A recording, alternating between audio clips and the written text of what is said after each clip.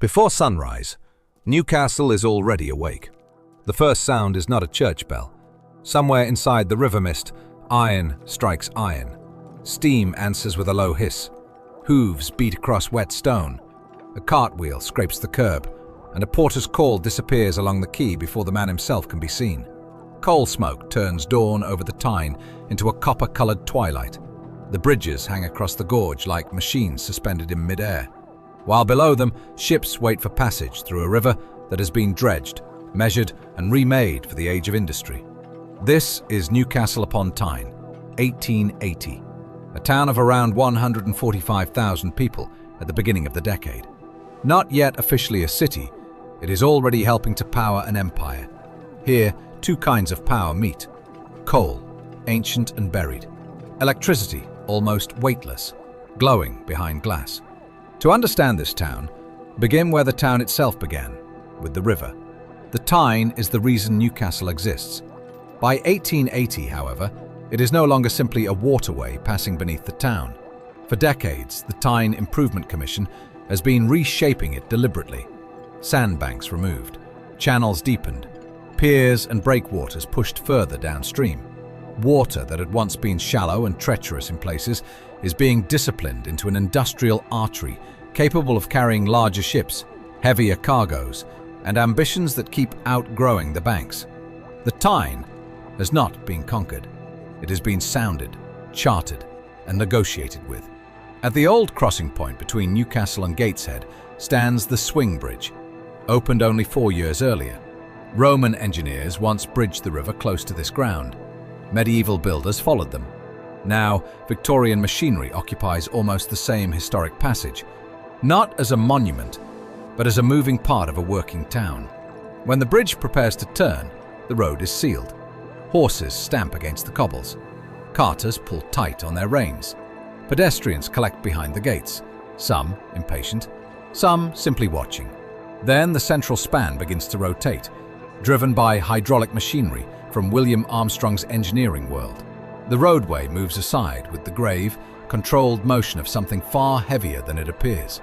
A channel opens towards the works and yards upstream. A vessel glides through. Minutes later, the bridge closes. Hooves surge forward. Wheels grind over the joints, and the interrupted town resumes its pace. Above it rises Robert Stephenson's high-level bridge. Railway traffic on the upper deck, road traffic below. Completed in 1849, it binds Newcastle to Gateshead and to the railway network spreading beyond, while leaving the river open underneath. A locomotive enters the span, trailing steam and smoke. And for a few seconds, the engine seems to dissolve into the very atmosphere the town has produced.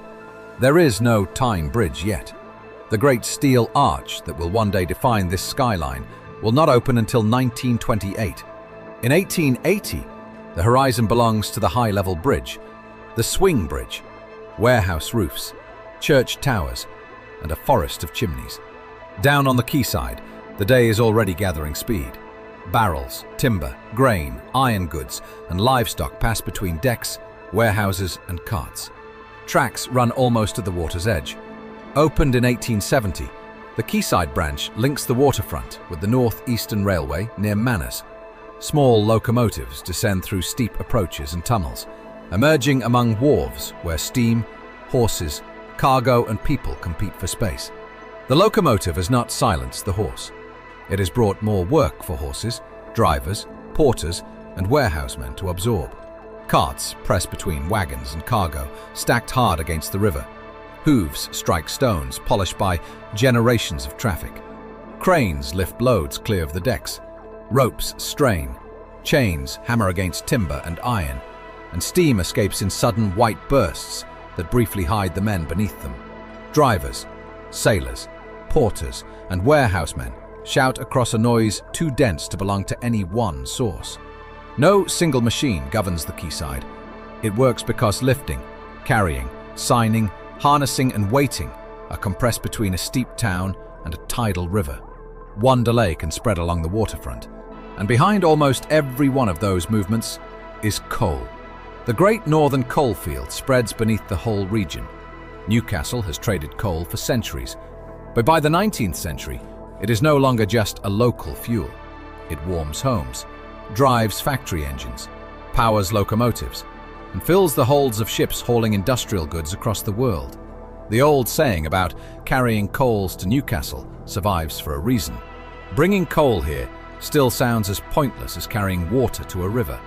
And yet, Newcastle in 1880 is not, at heart, a coal port.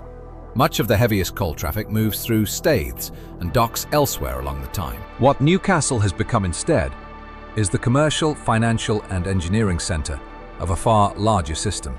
Collieries, railway yards, chemical works, foundries, shipyards and ports scattered well beyond the borough boundary. All of it stitched together by tracks, contracts, tides and credit. Newcastle helps coordinate the surrounding network. Contracts are written, money raised, and machinery designed here. Decisions travel outward to pits, yards and docks across the region. Follow the Tyne west and the scale changes again. At Elswick, William Armstrong's works stretch along the riverbank. Armstrong began manufacturing hydraulic machinery here in 1847, and by 1880, the name Elswick carries far beyond Tyneside. The works turn out cranes, bridge components, heavy machinery and armaments for customers in Britain and abroad. The complex has not yet reached the vast scale it will later achieve. The merger with Charles Mitchell's shipbuilding business is still 2 years away, but its direction is already unmistakable. Already, Elswick is becoming a centre where extraordinary force becomes reliable engineering, with invention tested through precision, repetition and pressure. Inside, precision and brute force occupy the same floor. A line on a draftsman's paper becomes a wooden pattern. The pattern becomes a casting. The casting is cut, bored, polished, tested, and joined to other parts until an idea finally acquires weight. Lathes peel metal in bright curls. Furnaces wash the workshops in heat. Hammers shape components beyond the strength of human hands, while hydraulic cranes lift them with a calmness that makes the impossible look routine. Heavy industry may look like a spectacle of sheer strength. On the workshop floor, strength is only the beginning. Power must be measured, directed and repeated until the extraordinary becomes routine. A fraction of an inch matters. So do the temperature of a casting, a flaw hidden inside metal, a copied line on a drawing, or a late delivery.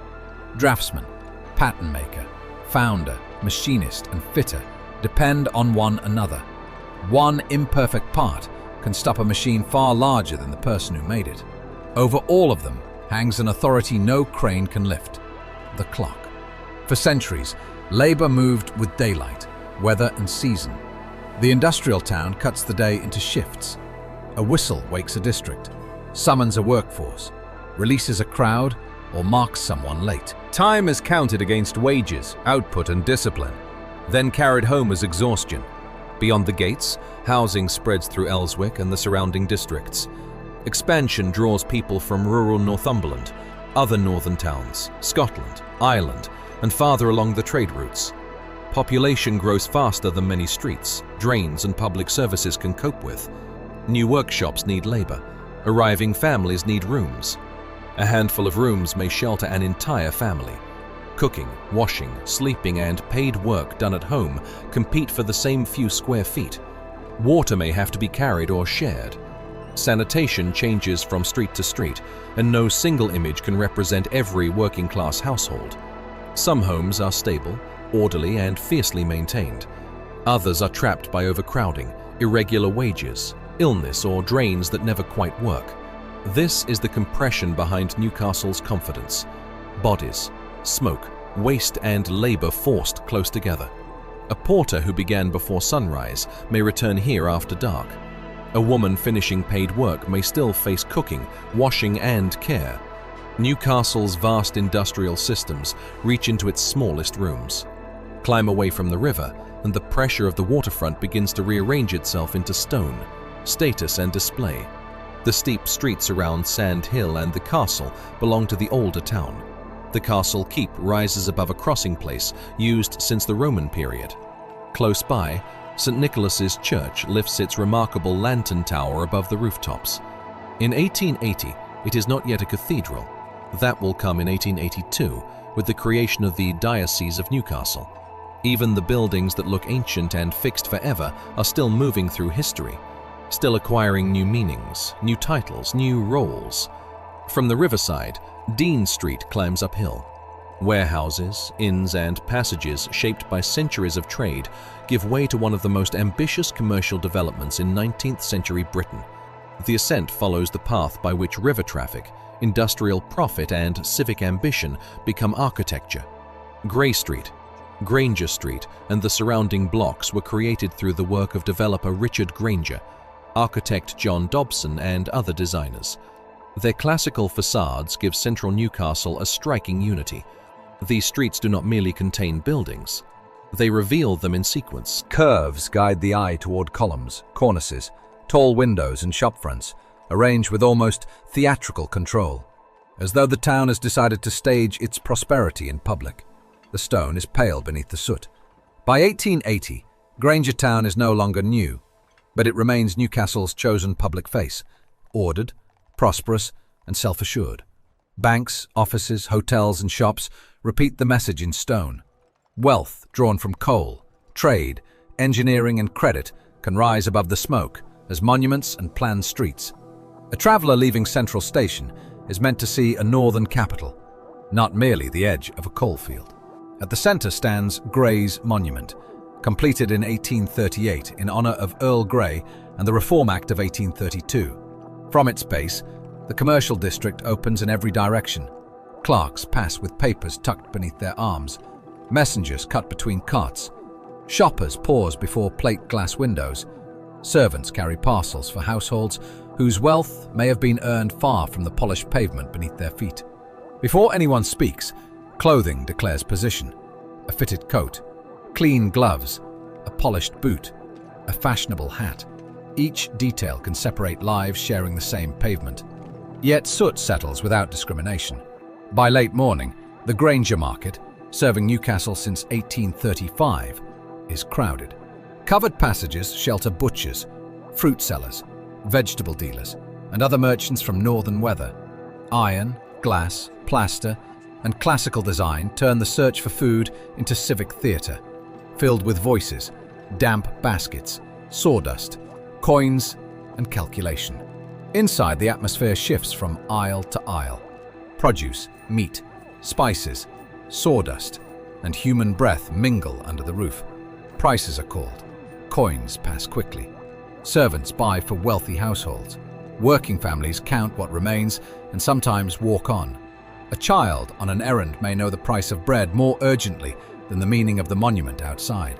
The same cut of meat can be routine for one customer and unreachable for the next. Newcastle's prosperity is visible everywhere. Its distribution is visible too. A short walk away, the Theatre Royal faces Grey Street, with a classical facade of its own. The industrial town also consumes stories, music, lectures, and spectacle. Audiences enter through different doors and sit according to price and rank. Elsewhere, concert rooms, political meetings, and scientific demonstrations draw crowds. The town that schedules labour by the whistle also creates evenings in which people can imagine lives beyond the next shift. Industry expands what Newcastle can make. Public culture expands what its people expect. That ambition has an intellectual interior. Near Central Station stands the Literary and Philosophical Society, the Lit and Phil, to those who know it. Its rooms hold books, instruments, lectures, and arguments that connect scientific curiosity with practical engineering. Tyneside's industrial culture runs on more than coal, labour, and investment. It also depends on people who trade ideas, examine one another's experiments, challenge claims, and carry an unfinished thought from a lecture room into a workshop.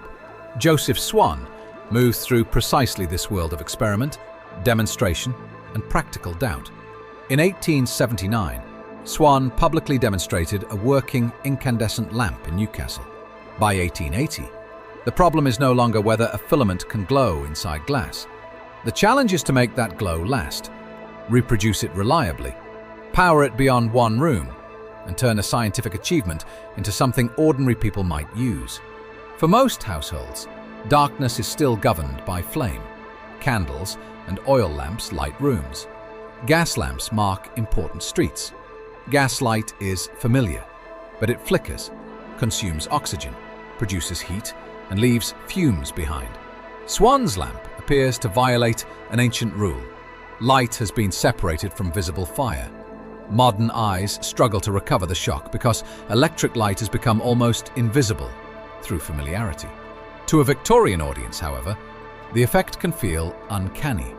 A pale, steady glow held inside glass, silent and controlled, as though a small piece of daylight has been detached from the sun and persuaded to remain after dark. Exactly which street first carried incandescent electric lighting remains disputed, because the answer changes with the definition. What is secure is that Newcastle and the surrounding district became a crucial proving ground where the technology was tested, improved, and shown to the public. The future enters this town experimentally. It glows, weakens, fails, is adjusted, and then burns a little longer the next time. Only a short walk away, Central Station represents another future, one already absorbed into daily routine. Opened in 1850 and designed by John Dobson, the station gathers its trains beneath a vast, curving roof. Steam rises from the platforms and threads through the ironwork. Porters wheel luggage. Doors slam. Whistles cut through conversation. Passengers step down from journeys that would once have consumed days on the road. The railway compresses distance into a timetable. London, Edinburgh, the coast, and the industrial towns of northern England are linked by printed departures and clocks expected to agree. Britain has begun to shrink. What does not shrink is the distance between classes. First-class passengers travel with space, upholstery, and service. Cheaper compartments offer less of each and little privacy. On one platform, a wealthy traveller, a commercial agent, a soldier, a domestic servant, and a labourer may wait only a few feet apart while inhabiting entirely different versions of Britain. The timetable is shared. Comfort is not. Outside the station, hotels and cabs wait for those who can pay. Horse-drawn omnibuses and Newcastle's new horse tramways add another layer of movement, their services beginning at the end of the 1870s. Steel rails reduce friction and allow a horse to pull far more passengers than it could on an ordinary road. Yet the system still depends on animal muscle, stable hands, feed, harness, and streets negotiated with carts and pedestrians. Newcastle enters urban modernity, one horse at a time. Travel east, and the Ouseburn Valley shows what the same industrial energy looks like when stripped of ceremony. The Ouseburn is a small tributary of the Tyne. In its lower reaches, the tide pushes into a narrow valley crowded with buildings. For generations, industries have settled here for the water, the transport links, the cheap land, the fuel, and the distance from wealthier streets. By the late 19th century, the valley holds mills, potteries, foundries, tanneries, lead works, timber yards, stables, warehouses, and housing packed in tight. Above the valley, bridges carry roads and railways across a landscape already crowded below. The Biker and Glasshouse bridges, completed in 1878, are among the newest of these structures. Beneath them, older routes still thread beside the water, squeeze between walls, workshops, and the shifting tide. At high tide, shallow craft can move through the lower Ouseburn. At low tide, mud, debris, and scraps of coal lie exposed on the banks. Anything still worth burning may be gathered up and carried home. In a district where fuel can decide whether a room stays warm through winter, almost nothing useful goes to waste. Mailing's pottery sends wares far beyond Newcastle. Nearby, flour is milled, timber cut, hides treated, and lead compounds manufactured for paint and other uses. Clay dust, sawdust, steam, chemical smells, and stained water mark the valley. Women as well as men earn wages here. Work can provide skill, pride, and survival.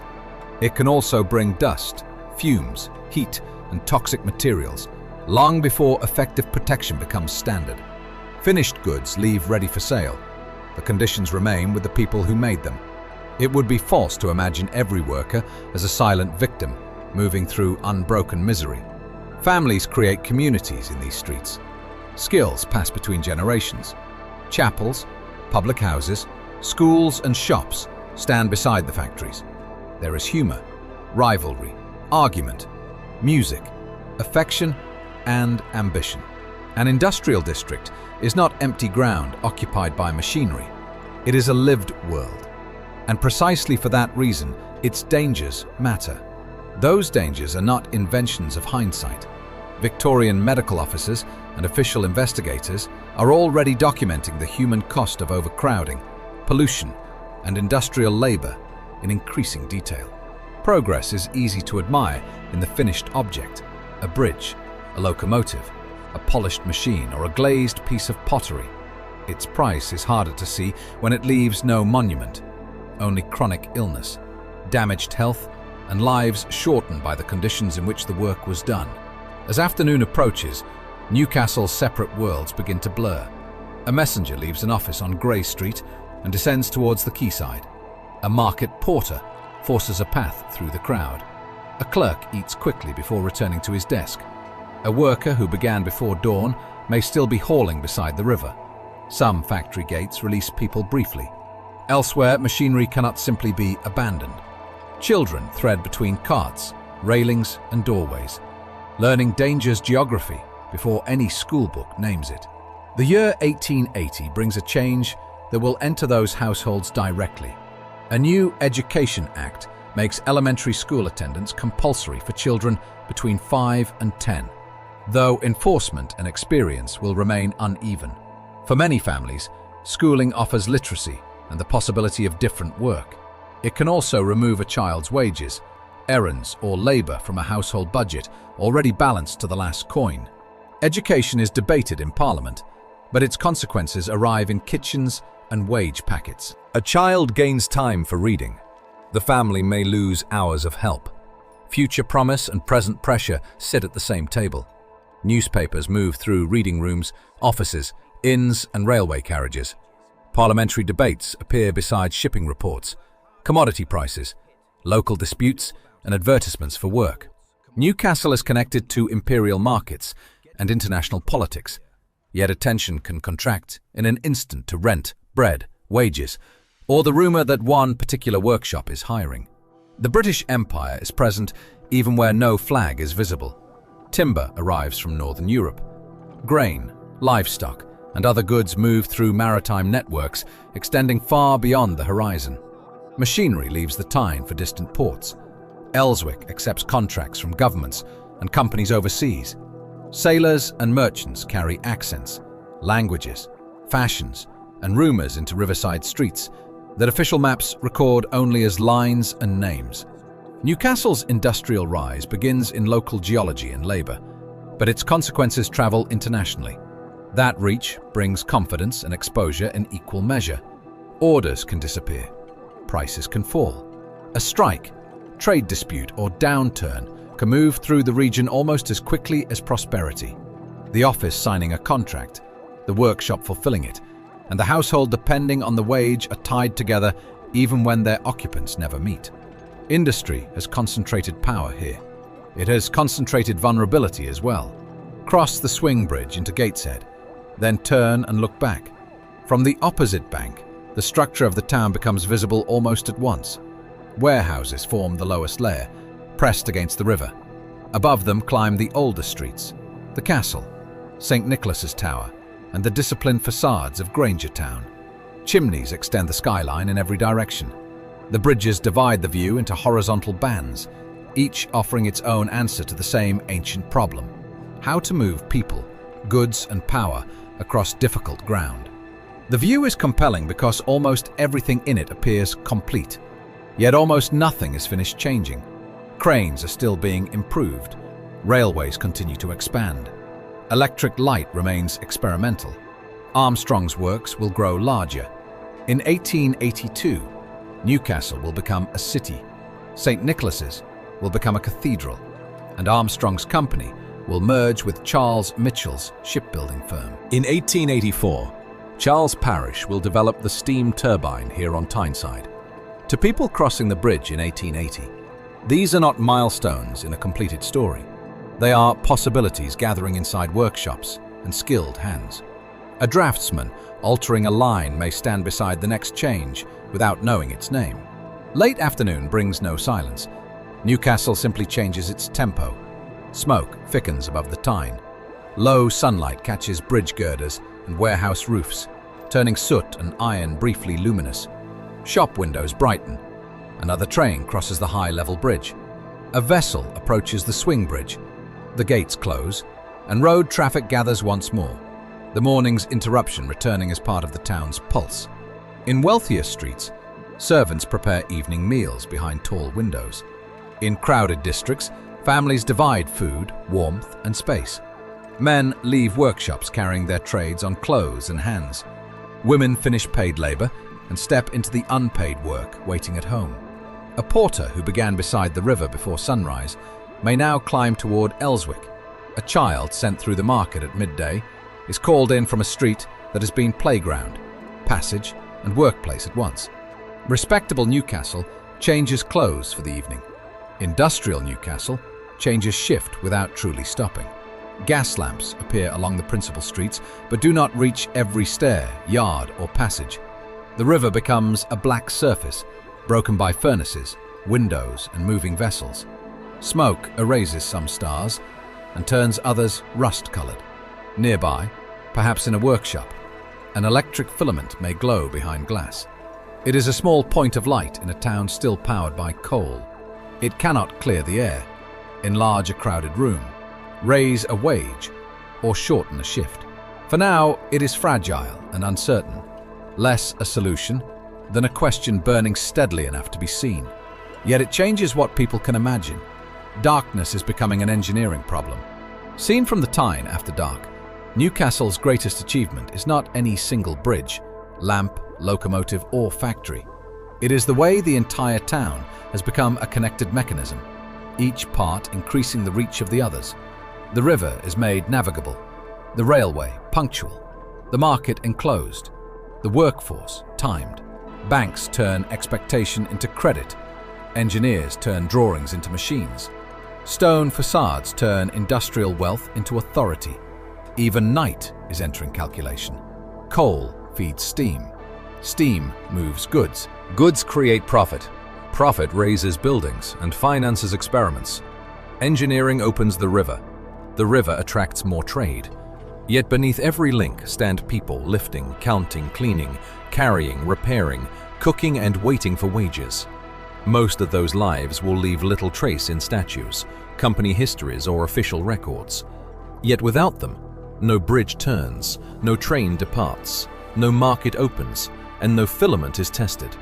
The vast industrial system depends on thousands of actions, too ordinary to be commemorated, and too essential to be omitted.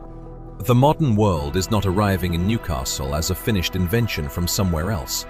It is being assembled here, in the river channel, on the drawing board, beneath the station roof, behind the market counter, and inside crowded rooms.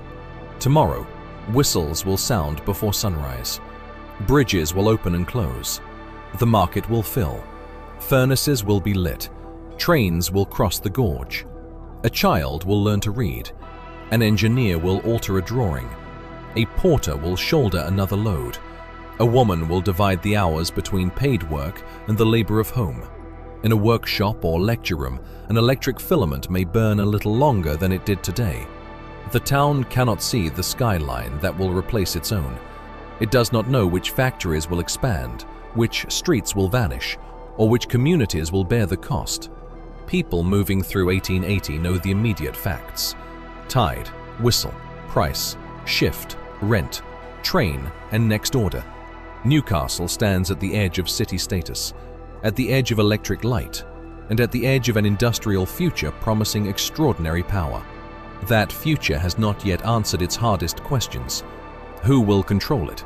Who will profit from it? Who will be required to endure it? And what will remain when the machines that seem permanent have finally fallen silent? The Tyne runs east toward the sea, carrying ships, smoke, reflected lamps, and the work of thousands through Roman ground, medieval stone, and Victorian iron. Newcastle moves with it, powerful, unequal, inventive, and still unfinished.